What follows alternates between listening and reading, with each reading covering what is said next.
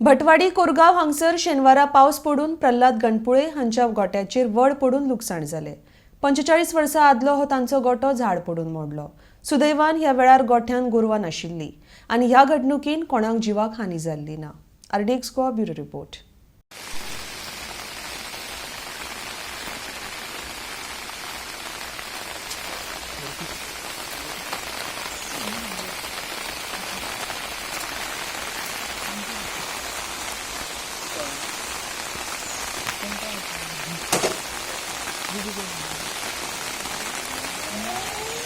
प्रल्हाद गणपुले भटवाडी कोरगाव येथून आज आमच्या तुम्हाला दिसत असेल मागे आमचं आता बरेच वर्ष इथं गोठा होता आणि या गोठ्यात आज सुदैवानं गुरं नव्हती म्हणून मोठी जीवितहानी टळलेली आहे।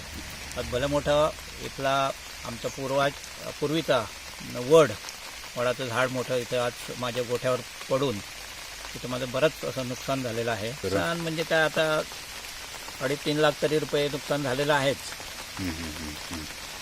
पण महत्त्वाचं म्हणजे काय जीवितहानी टळली हे मोठं सौभाग्य म्हणायचं आमचं, नाही तर आज मोठा अनर्थ झाला असता। गोठा आमचा तसा नाही म्हटलं तरी आज 40-50 वर्षाचा गोठा आहे। गुरं वासरं